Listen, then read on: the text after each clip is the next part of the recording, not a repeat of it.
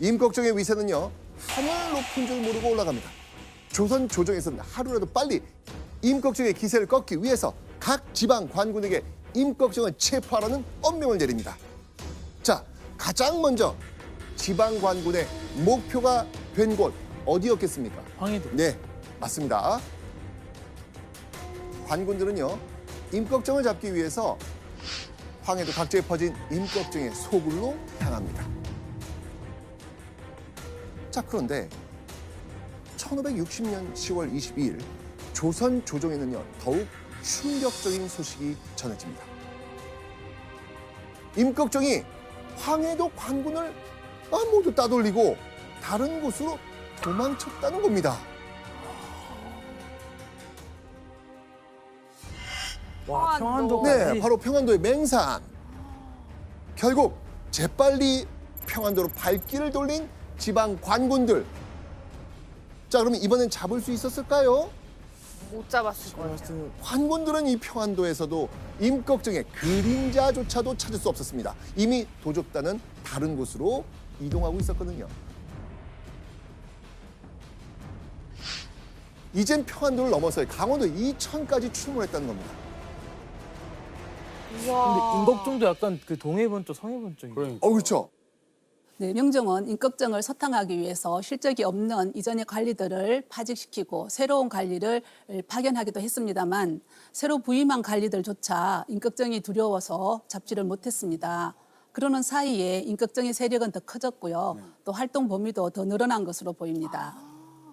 그러니까 점점 좀 멀리 나갔나 봐요. 그러니까요. 근데 보시면 뭔가 이상하지 않아요? 네? 임꺽정의 도적단은요, 지금 황해도, 평안도, 강원도, 삼도를 지금 넘나드는데 어떻게 단 한 번도 정체가 밝혀지지 않을까요? 신발을 거꾸로 신으니까. 아, 계속 반대로 넣는 거네요. 바로 상인으로 변장해서 지역과 지역을 자유롭게 넘나들면서 요리조리 관군의 눈을 피해 도주했던 겁니다. 자, 그런데 이런 변장술 외에도요, 임꺽정 도적단을 잡을 수 없었던 결정적인 이유가 있었습니다. 앞서 임꺽정의 도적단은 모이면 도적이고 흩어지면 백성이라고 했습니다.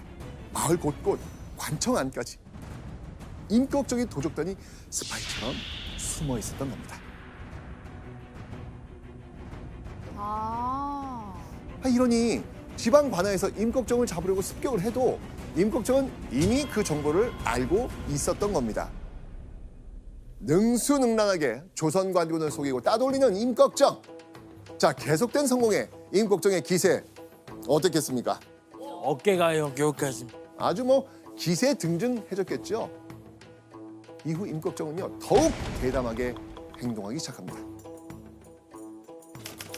관을 사칭하고 여러 고을을 출입하여 어떤 수령은 모르고 접대한 자도 있었다. 이게 뭔 일입니까, 이게 지금? 또 사칭을 한 거죠. 그렇죠. 어처구니 없게도 관군에 추격을 당하는 와중에 임꺽정과 도적들이 고위 관리로 변장을 한 겁니다. 심지어 변장한 모습으로 고을의 수령을 감축같이 속이고 접대까지 받은 겁니다. 이야. 사또가 임꺽정을 접대하는 모습을 상상해 보세요. 말도 안 되죠. 근데 얘기 주제가 임꺽정에 대한 얘기야. 요즘 임꺽정이가 그러게 말이에요. 저희도 빨리 잡았으면 좋겠네요. 가보니까 임꺽정이었어. 와. 기가 막히고 이 코가 막힐 노릇이었지만 조선 조정은 마땅한 해결책을 내놓지 못하고 있습니다. 미꾸라지처럼 이 관군의 포위망을 빠져나가더니 이제는 고위 관리 행세까지 하면서 임꺽정은 조선 조정의 뒤통수를 제대로 탁 치고 있는 거죠. 왜야? 자, 한편 이렇게 조선을 해치고 다니는 이 임꺽정을 보면서 조정의 권세가들은 어떤 생각을 했을까요? 얘가 우리까지 위험해지는 거 아닌가 이렇게 생각했을 거야. 그렇죠. 이러다 정말 임꺽정이 한양까지 쳐오는 거 아니야? 이런 불안감이 스멀스멀 피어오르기 시작했습니다. 결국 명종은요, 임꺽정과 도적단을 상대로 조선판 범죄와의 전쟁을 선포합니다. 명종은요, 한양 도성으로 이어지는 길목마다 관군들을 배치합니다. 그리고 도성에 들어오는 사람들의 그 얼굴과 직업을 꼼꼼히 살피면서 경계를 강화합니다.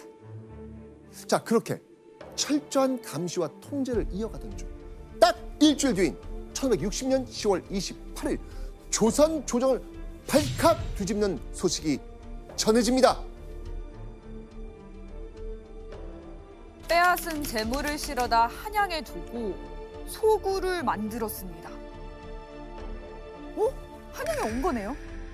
임꺽정의 한양 진출을 막겠다며 쥐잡듯 도성을 뒤지고 통제했습니다. 그런데 이미 임꺽정이 철통 같은 방어를 뚫고 한양에 들어와 있는 겁니다. 와. 한양만은 지키겠다면서 철두철미 감시하고 보안을 강화했던 조선 조정이 한순간에 우스운 꼴이 된 겁니다.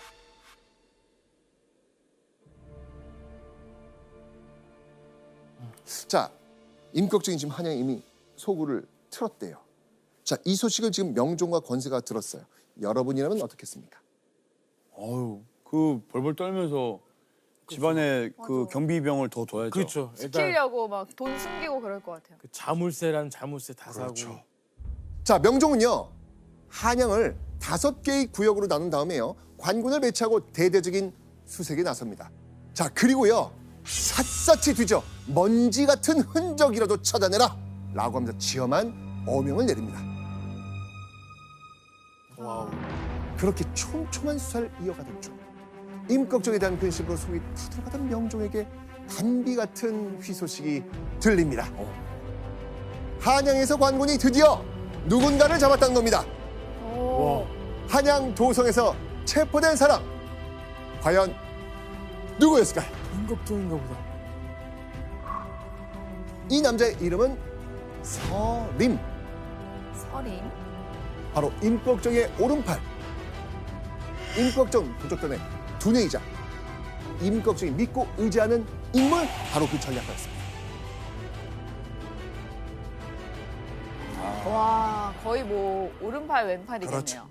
당시 한양에서 정보원으로 활동하고 있던 서림을 조선 관군이 놀라운 눈썰미로 잡아낸 겁니다. 임꺽정이 어디에 있는지 실토하라. 임꺽정과 관련된 정보를 빼내기 위한 수사관의 본격적인 취조가 시작됩니다.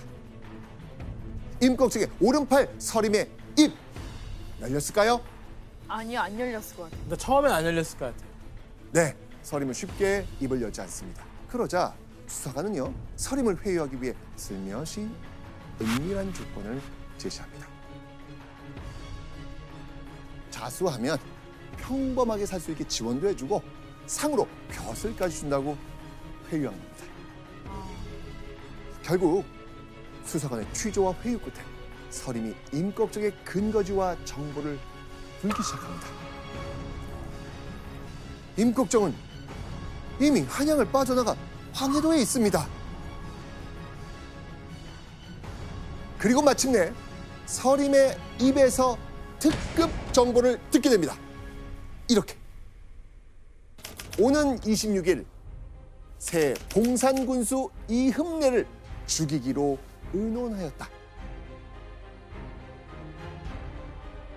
오. 사실 이흠례는요, 임꺽정이 오랫동안 이를 바득바득 가로둔 원수였습니다. 이전부터 이 이흠례는요, 임꺽정의 도적단으로 수도 없이 잡아들였거든요. 그런데 임꺽정의 소굴이 된 황해도의 봉산군수로 이흠례가 온다? 이걸 임꺽정이 듣게 된 겁니다. 자, 임꺽정이 이전에도 이 지방의 포도관을 죽인 적은 있지만 계획 범죄는 아니었거든요. 그런데 이번엔 왕명을 받고 내려온 관리를 애초부터 살해할 음모를 세웠다는 겁니다. 점점 대담해지고 흉악해지는 이 임꺽정의 범죄, 이건 엄연한 국가 공권력에 대한 도전이었습니다. 명종은 자신을 호위하던 최정예 부대의 지휘관 정수익을 임꺽정 토벌대 수장으로 앉히고요, 군대를 꾸려서 임꺽정 토벌을 명령합니다. 와. 조선 조정의 자존심을 걸고 범죄 소탕 작전에 나선 겁니다. 최정예 부대가 꾸려진 거네요. 그렇죠. 11월 26일 황해도 봉산에 임꺽정과 그 도적단을 뿌리 뽑기 위한 토벌군이 드디어 집결합니다. 5 고을에서 대대적으로 보낸 지원군까지 총 500여 명. 500이나 엄청난 거죠. 임꺽정 토벌군은요, 곧장 임꺽정의 근거지로 향합니다. 자, 뒤늦게 한양에서 온 토벌군이 습격했다는 사실을 알아챈 임꺽정과 6명의 도적들은요, 계곡을 따라 깊은 산속으로 도망칩니다. 그렇게 도관에 든 쥐신세가 된 임꺽정. 관군들은 임꺽정이 움직이기만을 기다립니다. 그런데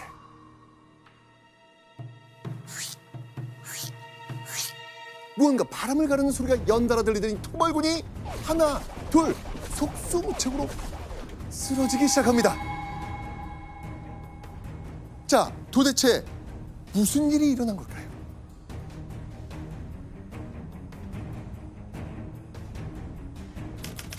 적이 밤에 60여 기를 거느리고 높은 데 올라 내려다보며 비오듯이 휙휙 활을 쏘았다. 당시 임꺽정은요, 관군을 유인할 유인조를 따로 만들었던 겁니다. 그리고 밤이 되자 숨어있던 도적들이 합세해서 총 공세를 퍼붓는 게릴라 작전을 펼친 겁니다. 임꺽정이 심어놓은 스파이는 가나뿐만 아니라 곳곳에 있었던 것 같습니다. 덕분에 임꺽정은 서림이 체포되었다는 소식과 함께 또 토벌대가 오고 있다는 이러한 정보를 미리 알고 그에 대비를 했던 것 같습니다. 하늘에서 비처럼 쏟아지는 화살에 토벌군은 하나둘 쓰러집니다. 결국 임꺽정은요, 토벌군을 이끌던 관리를 살해하고요, 500명이 넘는 토벌군을 거의 몰살시킵니다. 게다가 토벌군의 말까지 빼앗아 타고 요유히 도망칩니다.